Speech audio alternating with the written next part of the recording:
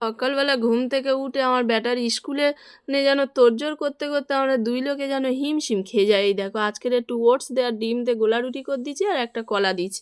আর এই ১ চামচ ভাত কোনো রকমে একটু বাটার দিয়ে বলি চটকে খেয়ে দিই। ২ চামচ খেলেও ভাতের বল শক্তি অনেক। বলি, "বাবা অনেক বেলায় ভাত খাবি তো ২ চামচ খা।" ওই জোর করে খেয়ে দিই। আর ওর স্কুলে ছেড়ে দিয়ে আসার সময় এই ৪ টে সজনের খাড়া কিনেছি ৳৩০ দিয়ে। ও বাবা! এ দেখি আপেলের থেকে দাম বেশি। এর এত দাম এখন বাজারে খাবো কি? আর বলি আজকে একটু শুক্তো করবো তা কিনি। বলে কিনেছে অনেকগুলো আনাজ এই দেখো পেঁপে, কলা, এই কাঁচকলা, পেঁপে, উচ্ছে বা আমাদের গাছের বেগুন, তারপরে ২ টো শিম, আলু সব কুটে নিয়েছি। আর শুধু খাড়াটা বাদ যায় কেন? বলি নিয়ে আসি।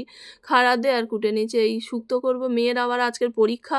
এক্ষুনি সব বেরোবে। আমি জানি না রান্না কতদূর কি করতে পারবো। মনে হচ্ছে যেন আজকে আরও ২ টো হাত হলে ভালো হতো। ৩ দিকে রান্না বইসে দেবো। এইদিকে ইন্ডাকশানে দিচ্ছি আর এইদিকে এই ২ টো কড়াই চেপে দিয়েছি। দেখো একদিকে বড়ি ভাজতে দিচ্ছি আর এদিকে মাছগুলো কোনো রকমে বরফ ছেড়েছে।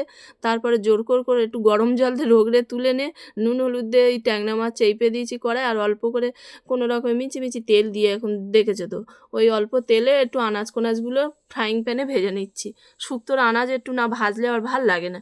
তো এই শুক্তো করবো আর পেঁয়াজ দিয়ে একটু টমেটো দিয়ে বসে দিলাম। এই দেখো শিলনোড়ায় কোনো রকমে একটুখানি কাজু, একটু চন্দনী আর একটু সর্ষে পোস্ত একসঙ্গে ঘষে নিয়েছি। নিয়ে আর ওই দিয়ে দিলুম তেলের ওপর। কাল একটু অল্প করে তেল দিলে ভাল লাগে না। শুক্তো একটু বেশি করে তেল দিয়ে ভাজলে হয়। তো আবার তেল এখন ভয়ে খাই বলে একটুখানি দিলুম। আর ওই বড়ি দিয়ে দিয়েছি সঙ্গে। কী যে রান্না করতেছি আমি নিজেই জানি না কিরম খেতে হবে। আর ওই দিকে তাড়া দিচ্ছে। সোনাই খেয়ে চলে গেছে। ও আলু সিদ্ধ ভাত খেয়ে জামাকাপড় পরতেছে আর ওর বাবার খেতে বসে দিয়েছি। দিয়ে আমি শুক্তোয় দুধ ঢেলে দিলাম। এ দুধ খাওয়াবো না শুক্তো খাওয়াবো তার ঠিক নেই। তো দুধ ফুটতেছে আর বলি ততক্ষণ দিই তুলে।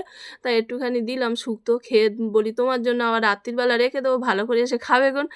নাকে মুখে কোনো রকমে গুঁজে নিচ্ছে। আর এই দেখো রাত্রির বেলা ভিজিয়ে দিয়েছিলাম একটু মেথি মৌরির জল, সেইটা ছেঁকে নে যে খাবো সেই সময় পাইনি। এই এখন নেবোইছি আর ওর বাবার সঙ্গে ২ টো কথা বলতেছি। বলি এই সময় তো একটু কথা বলার সময়, কারণ অন্য সময় তো প্রচুর ব্যস্ত হয়ে পড়বে। তারপর বাড়ি এসে আবার ফোন নিয়ে দেখতে থাকবে, আমিও ফোন নিয়ে ব্যস্ত হয়ে পড়বো।